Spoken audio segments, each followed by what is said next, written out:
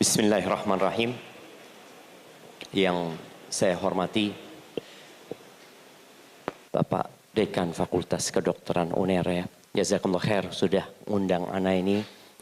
Kemudian yang saya hormati para dekan-dekan terdahulu, ada Bapak, semua yang disambut oleh Bapak Dekan tadi, karena ana nggak kenal ya. Jadi ana ucapkan kepada semua yang hadir pada kesempatan kali ini, Assalamualaikum warahmatullahi wabarakatuh.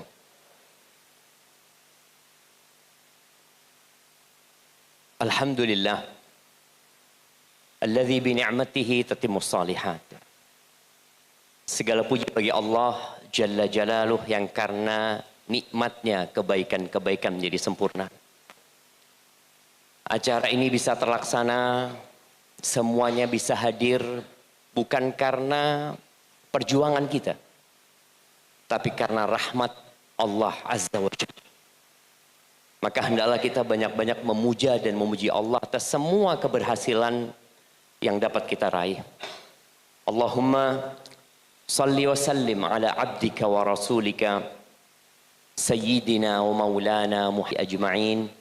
Ya Allah, semoga salawat dan salam, berkah dan nikmat senantiasa Engkau curahkan untuk hamba kekasih-Mu, untuk baginda Nabi kita Muhammad alaihi salatu, untuk putra-putri beliau, dan untuk seluruh sahabat Nabi. Semoga Allah meridhai kita bersama mereka. Amma ba'd, jamaah rahimakumullah. Ana terus terang, yang ana ini pangkat anak sama mereka gitu ya. Tapi mungkin ana akan share ini. Ana ingin kita merenungkan kondisi kita sekarang ya. Apakah kita sudah merasa puas dengan ibadah Ramadan yang kita lakukan? Apakah kita sudah merasa cukup dengan perjuangan yang kita sudah lakukan? Dengan sholat malam yang kita kerjakan tiap malam, dengan sodakoh dan santunan yang kita berikan. Kenapa? Karena ternyata ada orang yang beramal tapi masuk neraka. Salah satu surat yang dianjurkan dibaca di hari Jumat ya, ini bapak-bapak khususnya. Surat apa? Kita kalau Jumatan itu imamnya baca surat apa biasanya? Yang pertama Al-A'la, yang kedua Al-Ghashiyah. Kenapa tiap Jumat Nabi baca itu lagi, baca itu lagi, baca itu lagi ya? Ternyata di dua surat ini ada pesan agar manusia ingat dengan tujuan hidup dia. Di surat Al-Ghashiyah Allah mengatakan, hal ataka hadithul ghashiyah. Kata Allah, apakah sudah sampai kepadamu informasi tentang kiamat? Kita tahu bahwa gedung yang kita tempatin ini akan rata sama tanah. Kita tahu Surabaya yang kita cintai akan hilang dari peta bumi ini. Kita tahu Nusantara, Indonesia yang kita harapkan anak keturunan kita akan melanjutkan perjuangan, nanti nggak akan ada lagi Indonesia itu. Akan berakhir semua cerita. Dan akan bermula cerita baru. Cerita tentang semua yang pernah diamalkan di atas muka bumi ini. Allah mengatakan, hal ataka hadithul ghashiyah. Wujuhu yawma idzin khashi'ah. Kata Allah, wajah manusia pada hari itu. Kalau sekarang kita bahagia, kita tersenyum. Bapak-bapak harus sadar ya, bahwasanya ketika itu terjadi, bapak sama anak nggak mau kenal. Allah kata, yauma yafirrul mar'u min akhi. Saudaranya sendiri dia pura-pura nggak kenal, dia kabur meninggalkan mereka. Allah ketika menyebutkan tentang peristiwa itu, bagaimana suami, istri ya, itu mereka saling menghindar, tidak mau ketemu, mereka kabur. Kenapa? Semua orang akan sibuk dengan kegiatan dia masing-masing. Allah katakan, wujuhu yawma idzin khasyiah, wajah manusia pada waktu hari itu penuh dengan kehinaan. Apa kata Allah? Amilatun nasibah. Ini orang pekerja keras semuanya. Anda ketemu dengan orang-orang yang kerja, memberikan manfaat kepada orang lain sejak jadi dokter, dan kita tahu ya, di antara amalan yang paling dicintai Allah itu adalah memberikan manfaat kepada orang lain. Dan Anda yakin dokter-dokter berada di barisan yang tertinggi dalam urusan memberikan manfaat kepada orang lain. Tapi ternyata Allah katakan amilatun nasibah, ini orang kerja capek, lelah, mungkin sampai tua dia beramal. Kata Allah, tasla naron hamiyah, masuk neraka. Ternyata semua yang dia amalkan tidak dinilai sama Allah Azza wa Jalla. Masuk neraka dengan amalannya. Jemaah rahimakumullah, kita ini semua budak. Kita ini semua adalah pekerja yang tidak akan bekerja kecuali dengan imbalan. Semuanya. Maka Allah Azza wa Jal memerintahkan kepada kita dengan perintah-perintah, yang perintah itu ada di Al-Quran. Pegawai yang hebat, pekerja yang dicintai oleh atasannya, itu yang seperti apa kira-kira? Ibu-ibu, yang apa? Yang rajin, jujur, pinter, loyal, ya. Ternyata budak yang paling dicintai oleh majikannya itu yang nurut. Yang nurut, bukan yang pinter. Kita kalau punya pegawai pinter tapi nggak nurut, kita akan keluarkan dia, walaupun pinter. Jadi pegawai yang paling dicintai, budak yang paling dicintai Allah itu yang paling nurut. Tapi banyak di antara kita ini nggak nurut sama Allah SWT. Kita nurut sama keinginan kita, kita nurut sama akal kita, kita nurut sama ambisi kita. Maka berusahalah untuk menjadi hamba yang nurut. Aturan Allah itu kemarin di bulan Ramadan kita baca Al-Quranul Azim, yang tadi kita baca beberapa potongan ayat. Maka tolong selesai Ramadan ini Qurannya jangan disimpan. Karena ada bapak-bapak yang kalau mau masuk Ramadan tanya sama istrinya, mana Quranku? Kata istrinya, wis tak wakafkan di masjid. Kata dia. Karena dia ketemu Quran cuma Ramadan sekali. Selesai Ramadan dia sibuk dengan dunianya. Di dalam Al-Quran itu ada banyak aturan Allah yang kadang-kala kita nggak mau ngerti. Karena kita nggak baca, kita nggak mau memahaminya. Contoh nih, bapak-bapak nih kira-kira kalau nanti di sidang pada hari kiamat, masuk surga apa masuk neraka? Masuk surga atau masuk neraka? Dengan perjuangannya, dengan amalannya. Mungkin orang berpikir, oh ini mlebu surga anak. Kayaknya surga paling tinggi. Mungkin sebagian seperti itu. Para sahabat Nabi yang mereka 13 tahun di Mekah kemudian hijrah ke kota Madinah.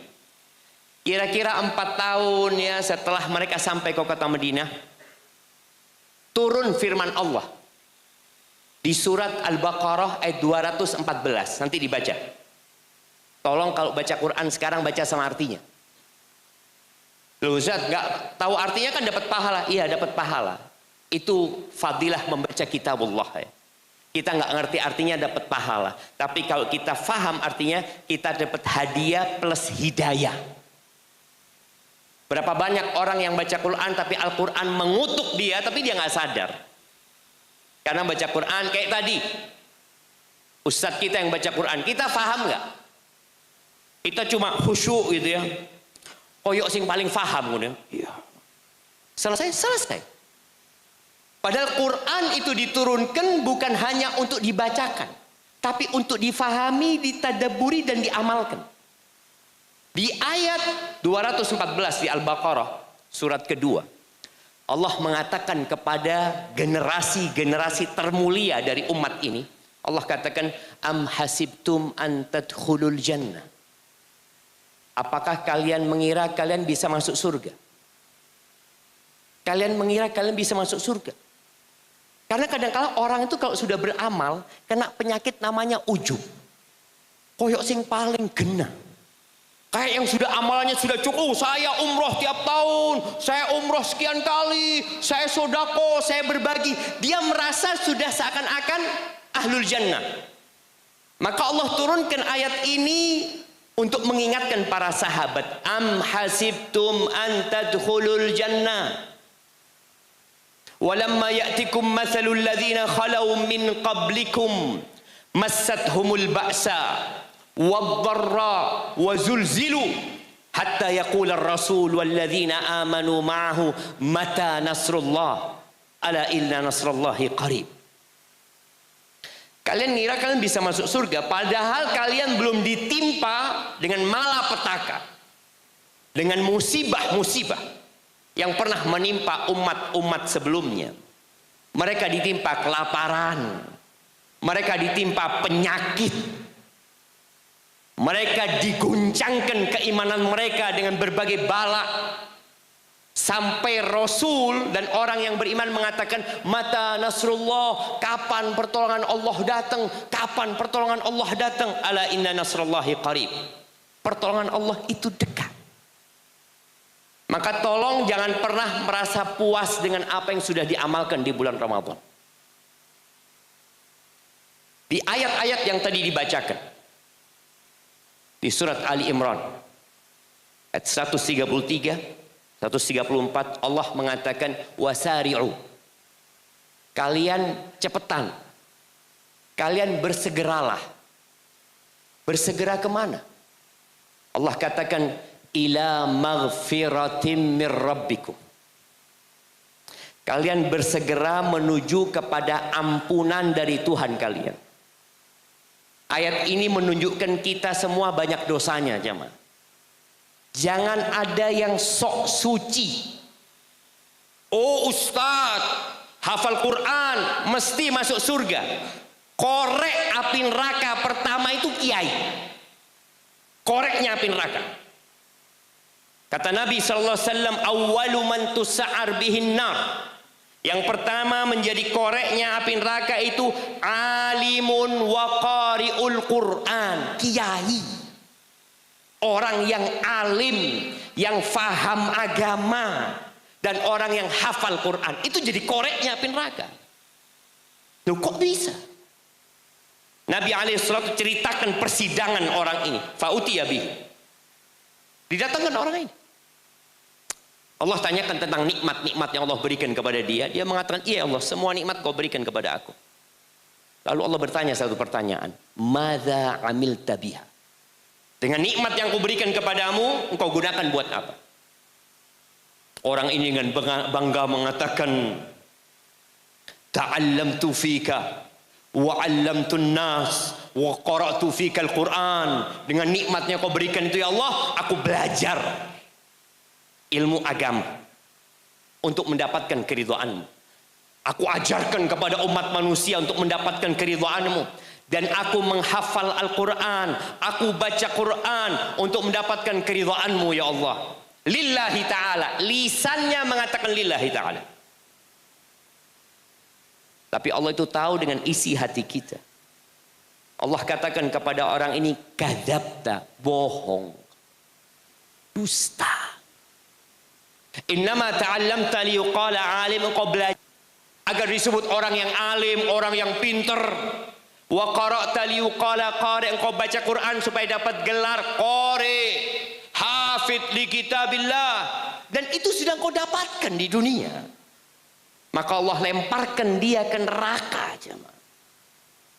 Yang kedua, syahid, orang yang mati di medan perang membela agama Allah. Di sidang juga Allah tanyakan, apa yang kau lakukan dengan nikmat-nikmat yang kau berikan kepadamu? Dengan bangga dia mengatakan, qataltu fika hatta stushhidtu. Aku berjuang menegakkan agamamu sampai aku tewas. Kata Allah, kadzabta, bohong kau. Engkau berjuang hanya untuk mendapatkan gelar pahlawan, pembela kebenaran, dan engkau sudah dapatkan itu di dunia. Maka dilemparkan ke neraka. Yang ketiga, orang kaya, yang dermawan, yang rajin berbagi, Masjid dia bangun, janda-janda dia santuni, anak yatim dia sekolahkan. Tidak ada satupun jalan kebaikan kecuali dia kerjakan di situ. Lalu ketika dia ditanya, apa yang kau lakukan dengan nikmat-nikmat yang aku berikan kepadamu? Kata orang ini mengatakan kepada Allah, ma min sabil, tidak ada satu jalan pun yang engkau suka rizkimu diinfakkan di sana, illa anfaqtu fihi lak, kecuali aku berinfak di sana untuk mendapatkan keridhaanmu. Lisannya lillahi ta'ala, lillahi ta'ala. Kata Allah, kadzabta, bohong kau. Engkau menolong orang-orang lain hanya untuk mendapatkan gelar orang baik, orang dermawan. Oh fulan, Masya Allah, dokter fulan. Oh jangan ditanya, orang baik. Dan engkau sudah dapatkan itu di dunia. Engkau melakukan kegiatan sosial, membantu orang lain, tujuannya satu, namamu. Bukan aku, kata Allah. Fa'umira bihi, maka Allah perintahkan malaikat menyeret wajahnya, dilemparkan ke dalam api neraka. Ini orang soleh semua koreknya api neraka. Tapi kenapa jadi koreknya api neraka? Karena dia nggak ikhlas. Maka ketika Allah mengatakan segera menuju ampunan dari Tuhanmu, kita banyak dosanya.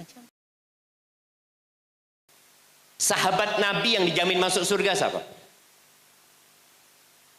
Abu Bakar. Ya, Abu Bakar ini orang jangan ditanya kebaikannya dia. Kata Abu Bakar, aku. Hari ini yang membesuk orang sakit, kata Abu Bakar, ana. Masya. Tiap hari besuk orang sakit. Orang yang membesuk orang sakit itu, kalau dia niatkan lillahi ta'ala, 70.000 malaikat mendoakan dia. Abu Bakar mengatakan, aku yang hari ini membesuk orang sakit. Siapa yang hari ini sodakoh? Kata Abu Bakar, ana. Siapa yang hari ini mengantarkan jenazah ke kuburan? Kata Abu Bakar, ana. Nabi SAW mengatakan, majtama'na fimri'in illa dakhalal jannah. Tidaklah 4 perkara ini terkumpul di satu orang, melainkan dia dijamin masuk surga. Suatu hari, Abu Bakar datang kepada Nabi SAW. Dia mengatakan, ya Rasulullah, alimni du'aan aqra'uhu fi salati. Wahai Rasulullah, ajarkan kepada aku doa yang aku baca waktu sholat. Jadi di antara waktu mustajab itu waktu sujud ya, sebelum salam. Ini Abu Bakar yang dijamin masuk surga minta doa. Apa doanya jemaah? Dikasih doa apa? Dikasih doa minta surga? Dikasih doa sama Nabi SAW. Qul ya Abu Bakar. Katakan wahai Abu Bakar. Allahumma inni zalamtu nafsi zulman kathir. Wa la yaghfiru dhunuba illa anta. Faghfir li maghfiratan min indika warhamni innaka antal ghafur rahim. Orang yang dijamin masuk surga disuruh mengatakan, ya Allah, sesungguhnya aku menzalimi diriku dengan kezaliman yang banyak. Abu Bakar disuruh mengakui dosa-dosanya. Nggak boleh dia itu sok suci, sok sudah baik.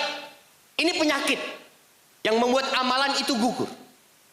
Bapak-bapak, ibu-ibu yang berjuang selama Ramadan, yang umroh Ramadan, kita tahu umroh Ramadan itu seperti haji bersama Nabi SAW. Tapi lihat Abu Bakar dikasih doa mengakui dosa-dosanya. Allahumma inni zalamtu nafsi zulman katsira, dengan kezaliman yang banyak. Kalau Abu Bakar banyak, bagaimana dengan kita, jemaah? Terus kata Nabi SAW, wala yaghfiru dzunub illa anta. Ya Allah, enggak ada yang bisa ngampuni dosa kecuali Engkau ya. Baghfirli, ampunono aku ya Allah. Sepurone ya Allah. Dan kasihani aku ya Allah. Engkau maha pengasih dan maha pengampun. Kalau ini Abu Bakar sudah, kita harus lebih dari itu. Tapi kemarin 10 hari terakhir ada Lailatul Qadar ya. Yang Lailatul Qadar itu lebih baik dari 1000 bulan. Kalau dapat Lailatul Qadar, baca doa apa? Doa apa jemaah? Allahumma innaka afuun tuhibbul afwa fa'fu anni. Ini dapat malam yang paling indah, ternyata doanya minta maaf. Bukan dikasih doa lain. Kenapa? Karena kadang-kala manusia ini merasa sudah baik. Oh, aku dapat Lailatul Qadar. Aku itikaf. Aku ini. Dikasih doa, engkau banyak dosanya. Allahumma innaka afuun. Ya Allah, sesungguhnya engkau maha pemaaf. Tuhibbul afwa. Engkau cinta dengan maaf. Fa'fu anni. Maafkan aku ya Allah. Itu istrinya Nabi yang minta doa. Aisyah radhiyallahu ta'ala anha. Disuruh minta maaf. Selesai sholat, doanya kita apa? Astaghfirullah. Minta ampun loh. Kita ini bukan habis nyolong. Kita bukan habis berbuat dosa. Tapi doanya astaghfirullah. Minta ampun. Yang haji, pahala haji itu apa jemaah? Seperti bayi yang baru lahir. Tidak punya dosa. Tapi subhanallah kata Allah. فَإِذَا أَفَدْتُم مِّنْ عَرَفَاتٍ فَاذْكُرُوا indal masy'aril haram. Kalau kalian selesai ya dari Arafat menuju ke Muzdalifah, kalian banyak mengingat Allah Subhanahu wa taala, wastaghfirullah, dan kalian minta ampun sama Allah. Loh, habis haji disuruh minta ampun. Iya. Maka tolong setelah Ramadan kita tetap bermuhasabah. Jangan merasa sudah bertakwa. Orang yang merasa bertakwa dialah orang yang belum bertakwa. Tapi orang yang merasa belum bertakwa, dia akan terus berusaha untuk bertakwa kepada Allah.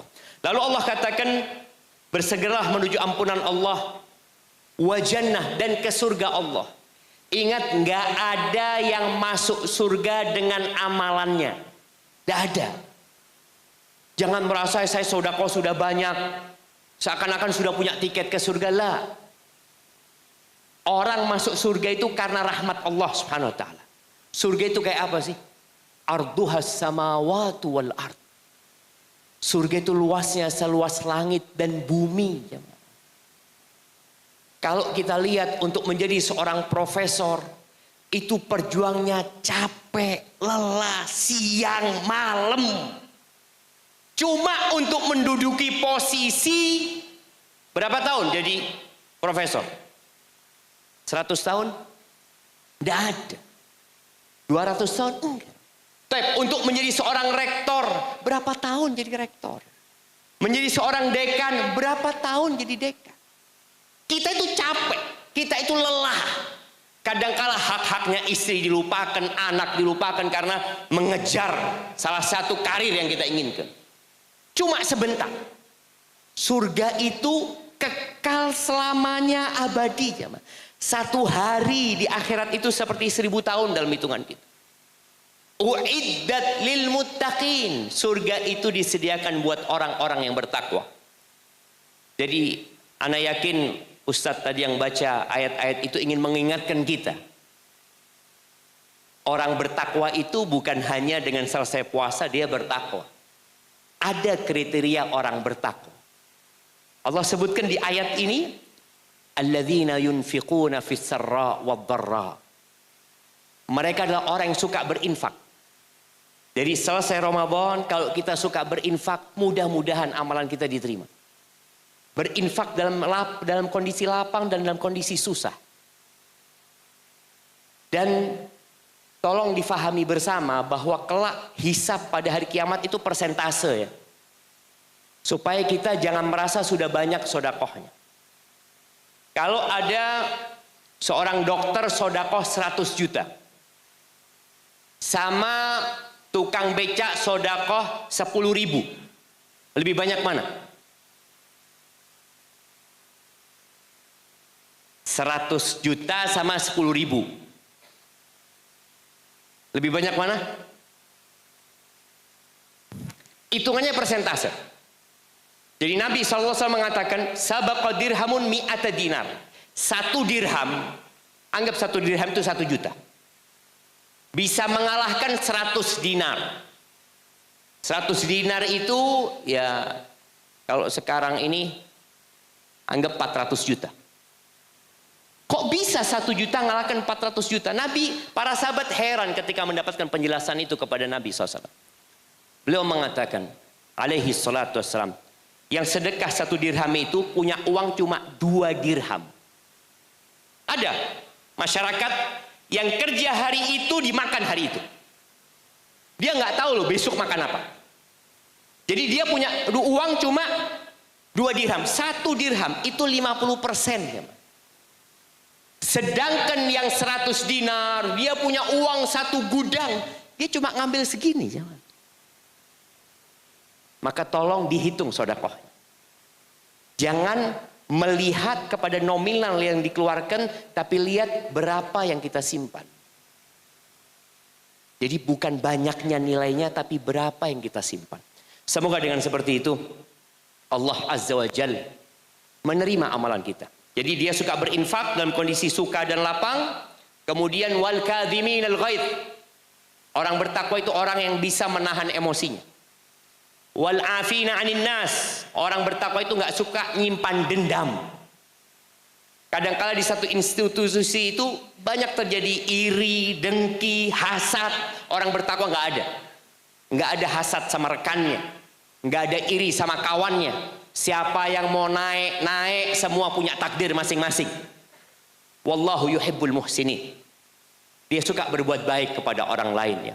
Kemudian yang terakhir sebagai penutup, Allah sebutkan di ayat ke-35, walladzina idza fa'alu fahishatan aw zalamu anfusahum dzakarullah wastaghfaru lidzunubihim wa may yaghfiru dzunuba illallah wa lam yusirru ala ma fa'alu wa hum yaf'alun wa hum ya'lamun. Jadi orang bertakwa itu kalau berbuat dosa segera bertobat. Ramadan setannya dibelenggu jemaah. Pintu surga dibuka. Sekarang nih di bulan Syawal setan sudah dilepas kemana-mana. Pintu surga udah ditutup kembali. Pintu neraka dibuka lebar-lebar. Tolong kalau berbuat dosa segera bertobat. Jangan nunggu besok. Jangan nunggu nanti malam. Kapan berbuat dosa? Bersegera bertobat kepada Allah Azza wa Jalla. Dan berusaha membaca Al-Quran tiap hari 1 halaman, baca sama artinya. Semoga kita bisa khatam kitabullah. Itu mungkin yang dapat ana sampaikan. Kita berdoa memohon kepada Allah Subhanahu wa taala dengan nama-namanya yang indah, dengan sifat-sifatnya yang mulia. Allahumma lakal hamdu kulluh wa lakash syukru kulluh wa ilaika yurja'ul amru kulluh. Allahumma salli wa sallim ala sayyidina wa maulana Muhammadin wa ala alihi wa sahbihi ajma'in. Allahumma aqsim lana min khasyatika ma tahulu bihi bainana wa baina ma'asi wa min ta'atika ma tuballighuna bihi jannatak wa min al-yaqini ma tuhawwinu bihi alaina masa'ib ad-dunya wa matti'na bi asma'ina wa absarina wa quwwatina ma ahyaytana waj'alhu al-waritha minna waj'al tha'rana ala man zalamana wansurna ala man 'adana ولا تجعل مصيبتنا في ديننا ولا تجعل الدنيا أكبر همنا ولا مبلغ علمنا ولا تسلط علينا من لا يرحمنا. اللهم انصر إخوان المستضعفين في كل مكان. اللهم انصر إخوان المستضعفين في غزة وفي كل مكان يا رب العالمين.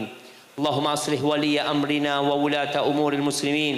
ربنا آتنا في الدنيا حسنة وفي الآخرة حسنة وقنا عذاب النار. وسبحان ربك رب العزة عما يصفون وسلام على المرسلين والحمد لله رب العالمين. Jazakumullah khair. Terima kasih banyak kepada semuanya. Mohon maaf atas segala kekurangan. Wassalamualaikum warahmatullahi wabarakatuh.